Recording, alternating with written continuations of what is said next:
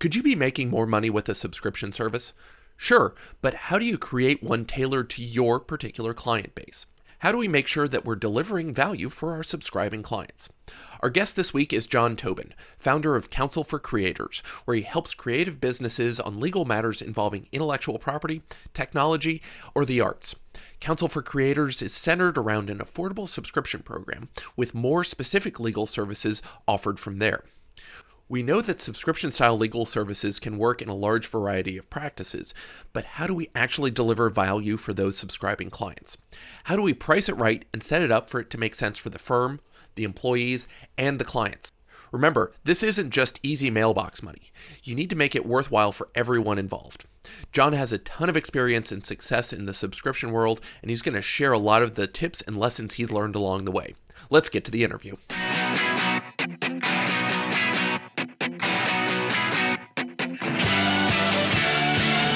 I'm John Strohmeyer, and this is the 5-Star Counsel Podcast.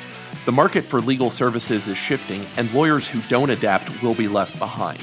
This podcast gives you a competitive edge in today's market by sharing the client service lessons you probably didn't learn in law school or in law practice. Let's start the show. Hey 5-Star listeners, before we start, I want to tell you about our amazing sponsor, Smith AI.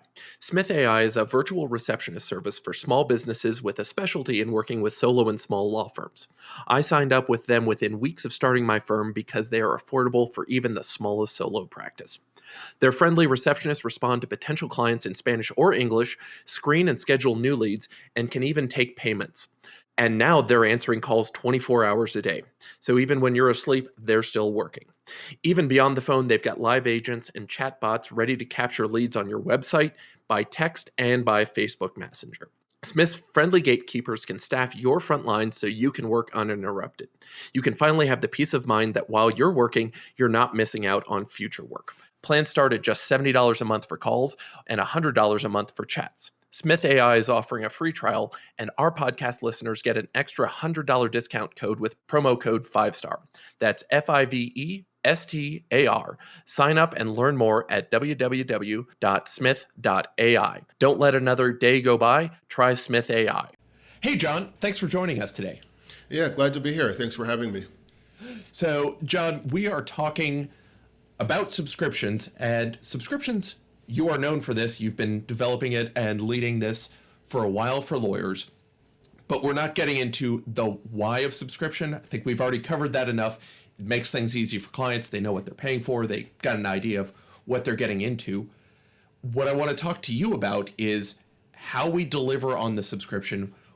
What should we be thinking about? What should lawyers be doing to actually put these in place? You know, we're just assuming everybody already agrees with us on subscriptions are great. Sure. Yeah. So where do we even begin, John? Well, I mean, I think once we're past the why, of course, the main question is, well, how do you implement it? And there's a lot of different answers. And, what I would say to a lot of people, and this goes for any kind of innovation or, in-house development people are doing, is there's a lot of different solutions. So, a lot of what I say here might be what worked for me, but anyone listening might have a different approach that works just as well or better, which is kind of one of the nice things about innovating on these types of things or offering new models for legal services is everybody can try something new and see what works for them. Right. And I mean, it depends answer comes back here as well. What does service look like? What's it going to be for you and your firm? It's always going to depend on what you're doing. And the phrase I like to come back to is moving the needle for clients. Mm-hmm. How do we help them? I'm doing estate planning. You're doing creative clients. And just so we've set the floor correctly for everyone, can you describe what creative clients means in your mind and your practice? Sure thing. So it covers anybody who makes their living by being creative. And so that can be traditional things like an author or a filmmaker, and it can be more contemporary stuff like a YouTube influencer or any other kind of thing, somebody starting a retail shop. And it really is a wide range of people. But what they all have in common is they typically have some sort of creative aspect to their business. So that can be writing a book, making a movie, something where they're leveraging that IP to then build a business around it. Got it. So I mean, even within that range, we've got a number of things that people can do. And I'm sure you're probably going to say that the different clients that you have who are on ostensibly the same John Tobin subscription plan are using it in different ways. Correct. Yeah. And so what I tell people is I sort of analogize whenever I'm talking with a new potential client about what this is and what this does. I'll tell them, think of it as your primary care physician, except lawyers. And so the idea there is if something comes up or if you suspect there's a legal issue or have a feeling that, hey, I need to talk to a lawyer, we're there. We can be your first point of contact. And so then if there is something that we don't do or something that maybe isn't appropriate, we can sort of direct you to what might be the right resource for you. But generally, we try to help with just whatever people bring to us, try to find out the right solution, whether that's us doing something or giving them a referral to somebody else who does. Okay. So with the idea being, if you do it, you'll do it as part of the subscription. And if you don't, you're getting them to the right place. Correct. And then, also one thing that I like to point out to people is not all of our services are covered by the subscription. So, let's say we have someone who comes to us and they're like, I don't know what to do. I just started this business. And, as far as legal stuff goes, I'm really confused, which is kind of the state of mind a lot of people come to us with. I just don't know what to do. So we're like, okay, join the subscription. We'll have a talk, figure out what you should do. I can give you legal advice at that point. And so the answer might be, hey, you need to register your trademark. That's something that's going to be important for you. So here's how that works. Here's how much it costs to do it with us. And so when you're ready, you should do that. And so we can give that advice. And then it also leads to our other flat fee services like trademark registration, corporate formation, contracts, etc. So when you're putting these subscriptions together, do you have one flat, is it a single price for all subscriptions, or do different clients have different subscription rates? There's one price, and that's kind of by design. I've toyed with the idea of making different tiers, but what I like about this is it's just sort of a single entry point, and it makes it a lot easier to sell. So when I'm talking to somebody, I can just say, hey, we have this subscription. If you don't know how to engage with us or you don't know what to do, just use that, and that'll get you to where you need to be. Okay, yeah. Knowing then that even if you're not putting the price out anywhere and publishing it, you don't have to remember a complicated scale of if the client has this much to this much. No, not really. And again, that was by design. I wanted to keep it simple. And there might be a time in the future where we decide, hey, there's actually an opportunity to do a subscription for 5 times the price for a larger company or something, and this would cover more stuff. But right now, because we really market to a kind of narrow range of clients, it's usually appropriate for them. And there's people who are light users, and there's people who are heavy users, but ideally, it all kind of evens out to make it a sustainable enterprise. Right. Just thinking about how when I've been a longtime user of fixed fees for people, and we generally we have tiers for our estate planning, good, better, best. Mm-hmm. The way I realize it and kind of rationalize it is, out of every 10 clients, 7 of them, it's going to be super easy. We're, if we were billing hourly, we'd be way above what we'd be doing.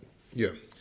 2 of them will be about right in terms of whatever hourly rate we were thinking about for people. And then there's that last one that's the beyond heavy user, the heavy into abusive, that then forces us to raise prices. Right. And just the shift in mindset, and again, I think this is what you're getting to as well. With the heavy user, that some of them are going to use more of your services and more of the included services. Mm-hmm. So I guess then let's talk a little bit about what gets included in your subscription models. Cool. So what I tell people, and I'll kind of give you the spiel that I give everybody who I talk to who's not a client yet, I say, if you're in a mode of I don't know what to do and you need some help just getting sorted legally, that's a great time to join our subscription. So what that covers then is conversations with us. So, with any lawyer, obviously the first thing is I want to get to know what your business is about. I want to get to know what you're doing. Subscription will take you there. If you have contracts that are coming in, let's say, a lot of times people come to us and they're like, someone just sent me a contract. It doesn't make sense to me. I want someone to look at it. We review that. And then so typically out of those conversations grows, okay, well, you need to form a corporation. That's something you need to do in the next few months. You should register a trademark, register a copyright. And then those things aren't typically covered. So typically, I mean, and I don't know if this is strictly true, but if it has a deliverable, meaning that I have to go back, make something, and send it back to them, that's probably not going to be covered by the subscription. So it's really about the conversations, which that's where we can offer a lot of value. So it's strategic legal planning, it's strategic business planning that we can offer help with. And so we'll have conversations with our clients, let's say every couple months, every few months, depending on how fast they're moving, and kind of have that same conversation. Okay, so last time I said you should do a trademark, notice you hadn't, why not? Okay, there's an obstacle, gotcha, let me help you figure that out so we can get you there. When we think about subscription in John Tobin land, it's all about making sure they can talk to you about whatever they need to talk about. And really, and this is the important thing, the value that we as lawyers are delivering isn't in the documents, it's in the thinking and the anticipation of what can happen and how can we avoid that future mess. Right. It's about the counsel, it's about the reassurance, and it's about the planning and making sure people understand what they're doing and making sure they understand the options as well. Right. So coming out of any conversation with you, client calls up, they're already on subscription. John, we need to do this, this, and this. And you're responding, okay, I want you to form a company, get a trademark. It will, those items are beyond your subscription value. Mm-hmm. Is it then put back to the client, either you do it yourself or talk to us and we will do it for X dollars? Yeah, you let us know. Yeah, typically what I do after each call, I'll send an email just kind of summarizing. So even if there isn't an action item for them, I'll always send it. I'll be like, okay, here's an article we wrote about copyright registration. You should read it. We offer copyright registration services. Here's what we charge. If you want to do it, just let me know, and I'll have the office get you started on that. And so that's kind of how that works. So we'll send them the information on here's what our service looks like for that thing that we said you should do. And they don't have to use us. They tend to because they know us, they trust us, and we know them. And it tends to work out that 99% of the time. They're like, cool, we'll just do it with you. And so it might not even be instant. They might be like, hey, I need to get the money together, so I'll talk to you next month. Got it. And I heard in there the office, so we're going to come back and talk about staffing in a little bit. But part one, you're sending the email to them confirming here, hey, this is what we talked about, doing the good lawyer thing of covering your bottom by putting it in writing. Because you have focused on creative topics for clients, you probably have a certain number of topics that you're really only going to be talking about. It may be 5, it may be 15. Mm-hmm. Have you formalized how you've got that so that, hey, Jill, it was great talking to you today. We were talking about trademarks, a blurb about specifics, and then the set amount of here's a link, here's some background, so that you're really only putting in their specifics?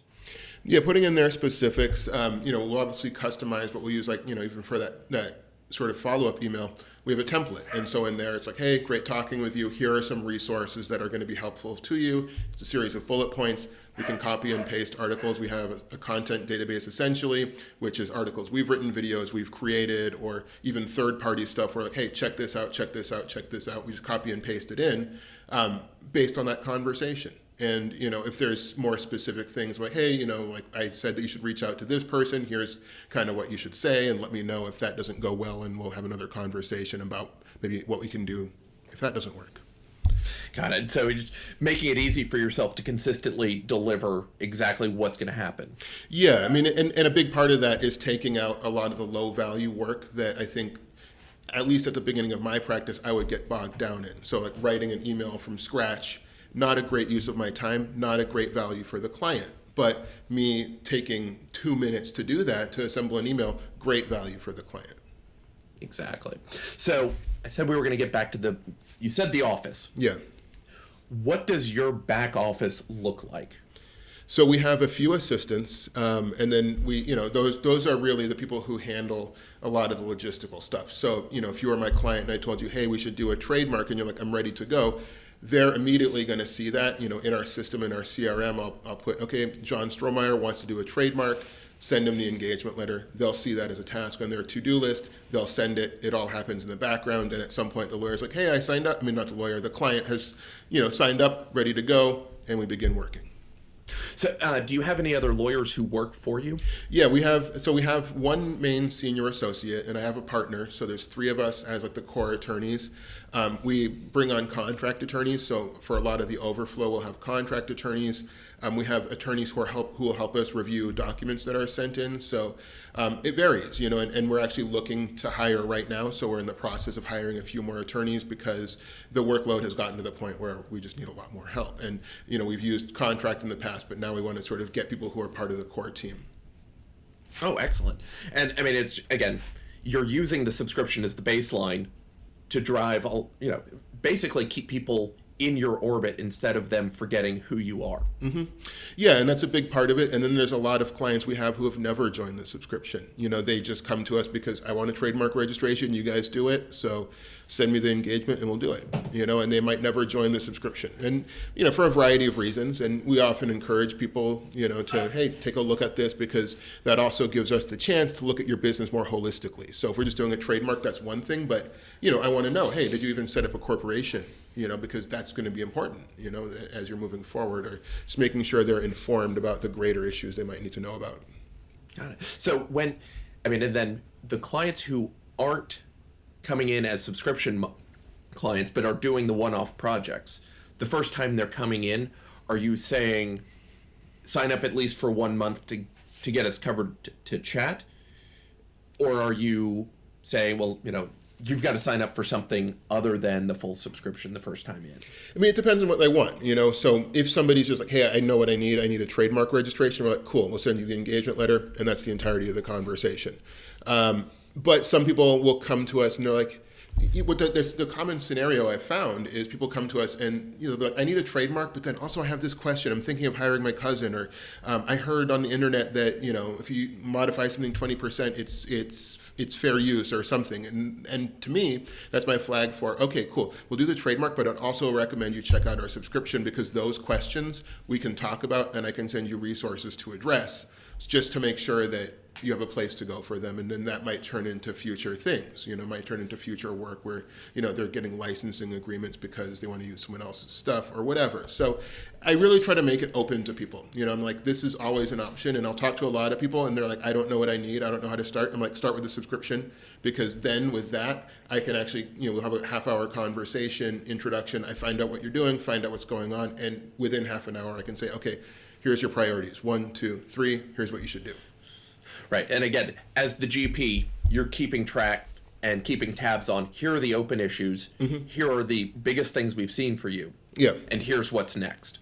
Exactly. And that's what people really want. They just want to know, they want that reassurance that I'm not missing anything. I know what to do. I know what it costs. I know what the timeline is like. So those are the kind of things I bring to their attention, because a lot of our clients, the needs are often the same. They're always going to need at some point a company, a trademark, contracts if they're working with customers or clients. So it's always kind of the same track generally. I mean, there's obviously variations and different emphases, but ultimately everybody needs kind of the same thing. Right. And again, the things we get, it takes a lot of pressure off of it. And what I've seen it with my own subscription clients, we're not worried about jamming everything in one representation because we're going to be done in a week or 2 or a month. It gives them the time to kind of relax mm-hmm. and think more about, all right, well, what else is out there? What could we be thinking about? And the issues that they may not have even surfaced, that even as you go through discussions with them, they may not think about until 2 months later.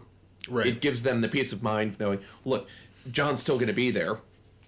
Mm-hmm. And when that shows up, we'll get some insight onto it. Because, just as another example, it's common when we're going through assets lists with clients the first time, they'll say, okay, well, we need to think about this, this, and this. And, oh, we have this other bank account that I opened in college and had forgotten about, or whatever it is.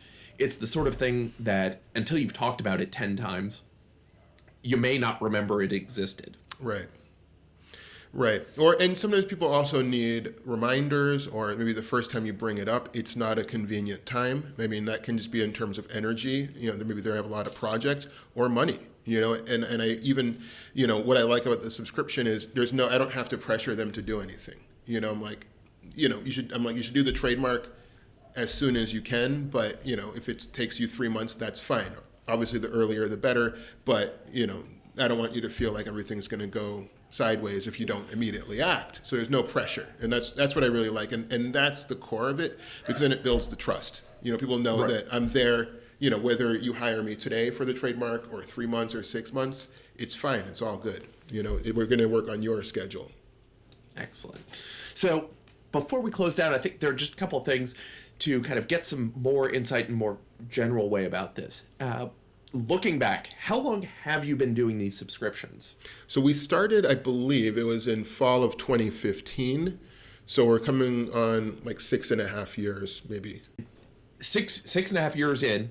Mm-hmm. How long do you think it took before you really felt comfortable with this? I mean, there's been phases in this. So the initial phase was to get to a critical mass. And this was where the question existed, will this even work? Is this a good idea? Is this crazy? Is this stupid? That's maybe the first year. And then you get to a critical mass and you're like, okay, people like this. And then the second phase is, okay, they like it. How do I systematize what's working? How do I remove what's not working? And then the third phase is, okay, how do I just improve? And it's always a process of improvement. It's never standing still. There's, whether it's the way we communicate with people, whether it's what we offer, there's always changes, always tweaks, and we always get feedback. We're really big on collecting feedback. Pretty much every time we interact with a client, we said, hey, how did you like that? Did it work for you? Did it not work for you? And so then we can incorporate that. Be like, oh, people are having a hard time logging into the member portal. Okay, we need to send an extra email explaining how to do that, Yeah, and so I can just hear right now, critical mass sounds like it's a useful term, but it's also hopelessly vague. Can you put some color on, does critical mass mean a percentage of revenue of, when we had 10% of our volume monthly, that's when it made sense, or it was 15 people per month? What did critical mass look like for you? I think it's going to depend on the price point, but I can tell you for me, the first thing we decided was our price point, which is $95 a month. A lot of lawyers hear that and think you guys are crazy. That's insane. That's 2.5 minutes. Right. Well, that doesn't make any sense. Which, if you look at it in terms of one customer, that doesn't make sense. So what I mean by critical mass is one customer is not critical mass at $95 a month. Now, if I have 20 customers paying $95 a month, that's $2,000. And so if a certain percentage of those call and I'm spending, let's say, 4 hours serving the subscription clients, now we're talking like something comparable to what our hourly rate would be. Right. And knowing that not everybody needs something every month. No. Even if you were, thinking about the way I deal with it, I've got staff who are reaching out to our clients on a monthly basis, because even if it's not me, they're still hearing from my firm to check in, whether it's, me, my associate, or somebody who is a non-lawyer staff member calling to check in to figure out, hey, what's on tap? What should we be thinking about? Are there any issues that you've got that we should be dealing with? The $95 a month or whatever it might be, it's a lot more palatable from the owner side, knowing it doesn't mean you're committed to it. But if that staff member bubbles something up, then it can come up and I can take a look at it and it's like, oh, here I am. Yeah, exactly. And this is also the thing. I think, one of the way that, traditionally lawyers have approached everything is in terms of the lawyer's time, right? So it's hourly billing based on the lawyer's time. Point is, with subscriptions, you don't have to literally do all the labor. You can have a staff member reach out, like you're saying. We produce a lot of content and videos. So, instead of me spending 10 minutes explaining the trademark process, I'm like, hey, watch this video. If you have questions, I'm there for it. But 99% of the time, I'm like, okay, cool, I get it. That answered every question I had. Great. Yeah. And getting into videos, we send charts explaining everything. What I found was once I started putting hyperlinks to YouTube in the charts, that decreased the number of questions we got of, what does this mean? Well, if you click on the blue text, it'll tell you, even if we've done our best to explain it there. Yeah, which is great. And so that's one of the things where we've built up over time. When we started, we didn't have that, but then over time we realized, hey, we're answering the same questions over and over. Again, not a great value to the client if it's just standard information that I'm giving. The value would actually come if they have questions, maybe the 5 minutes they need, later in the week, okay, I watched the video, but something you said didn't make sense to me. Can you please explain what you mean by intent to use? Yeah. So looking back, you've got 6.5 years of experience. Is there anything you wish you knew that when you got started that you know now? I think the thing that we've learned, and I think it probably took us a couple of years to get there, is to really make sure that we're really clear on what the boundaries are, because we had it early on, and it's less so now because we've gotten clear on it, that it doesn't cover everything. And so we might have had someone who's like, oh, cool, legal subscription, great, I want to go sue someone, and we're like, well, that's not actually what this is about. And so we're very clear on that. And we've always been clear on that. But one thing we've learned is you kind of have to say it 3 ways, 3 times before someone really, oh, okay, got it. Because we don't want people to join and be disappointed. We don't want people to join and be like, wait, what do you mean? Like, you don't do litigation? I'm like, we don't. No, it's awful. I don't do it either. All of my engagement letters literally say we're not litigators. Yeah. And if you... this part is not literal, but we're spelling out, if you get sued, we're forcing you to hire litigation counsel, or we're quitting, and you're agreeing to that. Yeah. Up front. Yeah. And it's just... Yeah, and we say that clearly up front, and I think just making sure everything is really put really well, that people understand it. But then also I think for us, one thing that in our evolution as a firm in general is realizing what we offer isn't for everybody. So it used to be that we try to sell and sort of show that we're a good fit for you. Now when we're talking to people who want to join, it's like, are you a good fit for us? Are you the kind of person who's going to get value, or are you someone who's for whatever reason, it might not be the right time for you, Exactly. Yeah, the interview goes in both directions. Yes. And that was a big move, because then we can kind of filter out a person who's like, well, I can't believe what my ex-wife did, and I want to sue her. I'm like, oh, okay, that's interesting, but probably we're not going to be a great fit for you. Here's someone you might want to talk to instead. Yeah. So looking to the future, what is something you see as being included, or any changes coming to how you are offering the subscription? Well, one thing we've had in mind for a while, and it's just kind of this project that's been always pushed off because I think it's a lot of work, is we'd like to have more tools included, more kind of DIY tools that we can then support people with. So whether that's like, hey, here's something where you can use to generate the first draft of a document, and then because we know it, we can help you tweak it and maybe not charge you as much on the flat fee range of things. So instead of charging a few $1,000s for a document, it might be like, hey, it's going to be a quarter of the cost, because you're going to go in and essentially make the first draft of the document. Like, you're going to read on what this all means, how to do it, and then we can go and confirm that everything's correct, tweak it, and make it good. Excellent. John, I think that's a great place to leave off for now. If somebody wants to get in touch, where can our listeners find you? Best place is counselforcreators.com. You can find my attorney page on there. My contact is there. You can schedule a call with me. We're also on Instagram, Counsel for Creators. So those are 2 great places. And Twitter, John Tobin LA. So those are the 3 places people can find me. Great. John, thanks so much for joining us. Yeah, thanks for having me. I really appreciated this. Thanks so much for listening. You can find more info on us and get your free white paper on client service at 5starcounsel.com. You can get in touch with me at john@5starcounsel.com. If you enjoyed the podcast, please subscribe wherever fine podcasts are found and leave us a review wherever you can.